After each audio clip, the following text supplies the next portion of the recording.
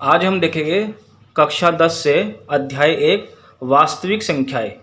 और इस वीडियो में हम समझेंगे यूक्लिड विभाजन परिमेय या यूक्लिड विभाजन एल्गोरिदम के बारे में, महत्तम स्वभाववर्तक एचसीएफ क्या होता है, उसे कैसे निकालते हैं, और प्रश्नावली 1.1 के हम क्वेश्चन आंसर देखेंगे। तो चलिए शुरू करते हैं। देखिए, कक्षा 9 में आपने वास्तविक संख्याओं के बारे में समझा होगा। पूर्णांक किसे कहते हैं, ये कक्षा 9 में आप देख चुके हैं। आप कक्षा 9 की वीडियो भी देख सकते हैं, वो भी हमारे चैनल पर उपलब्ध है। तो चलिए देखते हैं। सबसे पहले चैप्टर शुरू करने से पहले आपको दो चीज़ों का ज्ञान होना चाहिए। एक तो गुणज, गुणज किसे कहते हैं, और एक गुणनखंड।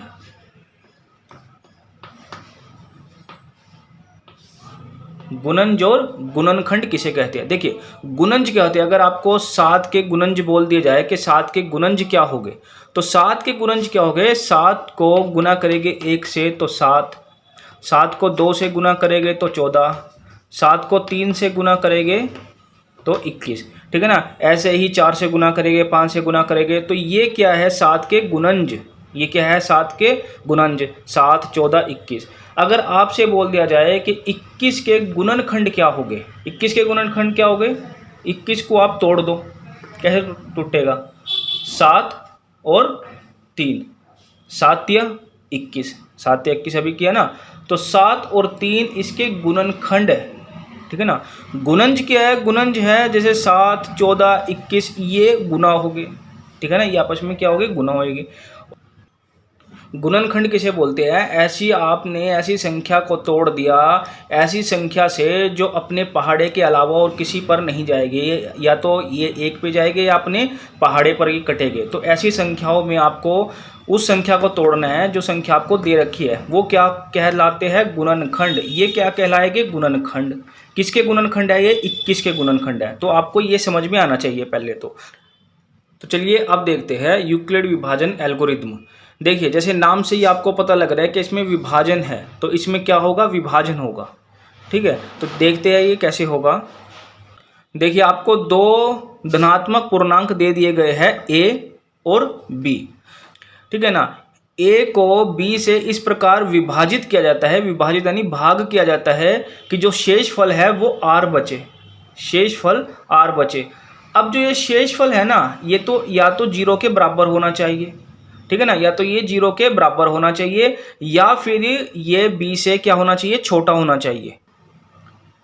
देखिए, जो a है आपका, a b गुना क्यू, ठीक है, प्लस r। ठीक है ना, ये इसका जो है वो फॉर्मूला है। देखो, a को जब विभाजित करते हैं b के साथ तो शेषफल जो है वो r बचता है।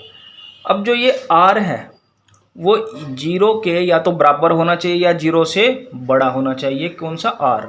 ठीक है, और ये r जो है वो b से क्या होना चाहिए, छोटा होना चाहिए। r जो है वो b से छोटा होना चाहिए। ठीक है। देखिए, प्रश्नावली 1.1 का पहला क्वेश्चन देख लेते हैं। निम्नलिखित संख्याओं का एचसीएफ ज्ञात करना है, किससे, यूक्लिड विभाजन एल्गोरिदम का प्रयोग करके। ठीक है ना, ये इन संख्याओं का एचसीएफ ज्ञात करना है यूक्लिड विभाजन एल्गोरिदम का प्रयोग करके। तो कौन सी संख्या है, 135 और 225। देखिए, 225 बड़ा है 135 से, तो आपको क्या करना पड़ेगा। अभी आप ये फॉर्मूला याद रखिए, a बराबर b क्यू, ठीक है, प्लस r। ये फॉर्मूला आप याद रखिए। ठीक है, तब a जो है वो होगा 225, a जो है वो 225 है, बराबर b क्या है, इसमें b है 135। ठीक है, अब क्यू क्या है, यहाँ पर क्या रखना पड़ेगा, किससे इसको गुना करना पड़ेगा, जो इसके बराबर या इससे कम आ जाए। ठीक है ना। अगर आप 2 से गुना करते हो, देखो जैसे आप 135 को 2 से गुना करते हो तो 5 दूनी 10, 3 दूनी 6 और 1 7, और 2 1 कम 2, 270 आ जाएगा, जो 225 से बहुत बड़ा है। तो ये दो तो यहाँ पर लगेगा नहीं, तो क्या लगेगा, 1, ये जाएगा 1 पे। ठीक है ना। तो बचेगा क्या बचेगा, तो आपको क्या करना है, 135 को किससे कर दो, माइनस कर दो, 225 में से माइनस कर दो 135, ठीक है ना। 225 में से माइनस कर दो, घटा दो किसको, 135 को, ये गया, और 12 में से 3 गए, कितने बचे, 12 में से 3 गए 9, तो ये आ गया 90, ठीक है ना। तो यहाँ पर आया 90, तो आर आपका क्या आ गया, आर आ गया 90, ठीक है ना। देखिए अब यहाँ पर जीरो नहीं आया, तो एचसीएफ अभी ये निकला नहीं है, ठीक है ना। एक बार इसको और कर देंगे, ठीक है ना। अब इसको मान लेंगे ए और इसको मान लेंगे बी, ठीक है ना। 135 को मान लेंगे ए, ठीक है, और 90 को मान लेंगे बी, तो 90 को मान लिया आपने ये बी, ठीक है ना। अब 90 को यहाँ पर क्या रखेंगे, 90 को किससे गुना करें जो 135 आ जाए या 135 से छोटा आ जाए, ठीक है ना। अब देखो 90 को आप गुना कर दो 2 से, 2 से आप गुना करो तो 9 दूनी 18, तो ये आएगा 180, जो 180 135 से बहुत बड़ा है, तो ये 1 पे ही जाएगा, 1 पे जाएगा, और 1 पे जाके अब आर क्या आएगा यहाँ पर, ठीक है ना। 90 को माइनस 135 में से 90 को माइनस कर दो, तो 135 में से 90 माइनस करेंगे तो 135 माइनस 90, तो क्या आया 5, 13 में से 9 गए, कितने बचे 4, तो ये आया 13 में से 9 गए बचे 4, और ये आया 5, तो 45, तो यहाँ पर आ गया ये 45, ठीक है। देखो अब भी आर जो है वो 0 के बराबर नहीं आया, तो इसको ए मान लो अब, और इसको मान लो बी, एक बार और रिपीट करेंगे इसको, ठीक है। अब 90 आ गया बाहर, ठीक है, और 45 आ गया अंदर। अब क्या करना है, अब करना है यहाँ पर किससे गुना करें, या तो ये इसके बराबर आ जाए या इससे कम आगे आए, ठीक है ना। तो 45 को अगर आप 2 से गुना करके देखो, 45 को 2 से गुना करके देखो, तो ये क्या आएगा, 5 दूनी 10, ठीक है, एक लगा हासिल, 4 दूनी 8 और 1 9, देखो ये आ गया 90, बिल्कुल इसके बराबर। तो इसको 2 से मल्टीप्लाई करें, ठीक है ना। अब यहाँ पर जमा आर क्या आएगा, अब ये हो गया 90, और 90 में से 90 गए तो बचे 0, तो बचा 0, तो आर क्या आ गया यहाँ पर 0।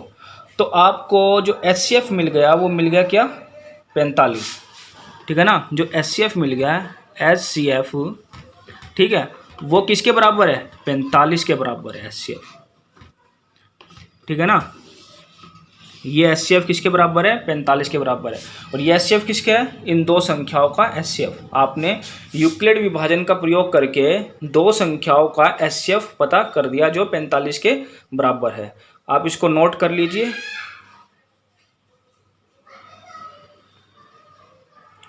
तो चलिए अगला क्वेश्चन देखते हैं।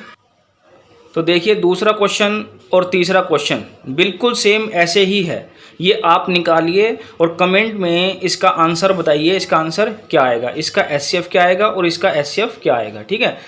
और आपको कौन सा एल्गोरिदम अपनाना है, यूक्लिड विभाजन एल्गोरिदम। ये जो एल्गोरिदम है ये फॉर्मूला लिखा हुआ है, ठीक है ना। जब तक आपको इसको रिपीट करना है जब तक आर जो है वो 0 के बराबर ना आ जाए, ठीक है ना। तो जब r 0 के बराबर आएगा तो आपका जो b होगा ना वो HCF के बराबर होगा, ठीक है ना। जब आपका जो r है वो 0 के बराबर आएगा तो आपका जो b है वो HCF के क्या होगा, बराबर होगा। तो इन दो क्वेश्चन का आप खुद करिए, ठीक है ना। अगर आपको समझ में नहीं आया तो इस वीडियो को दोबारा से देखिए, ठीक है, दोबारा से देखिए, इसको समझिए और इसमें अप्लाई कीजिए। और तब भी अगर आपको समझ में नहीं आया आप कमेंट में बता सकते हैं, तो हम इस पर भी एक वीडियो बना देंगे। देखिए इससे रिलेटेड आपके पास कोई भी क्वेश्चन ना तो आप कमेंट में पूछ सकते हैं। हमारे चैनल को आप सब्सक्राइब कीजिए, ठीक है, इसको अपने दोस्तों के साथ शेयर कीजिए। मिलते हैं अगली वीडियो में, तब तक के लिए धन्यवाद।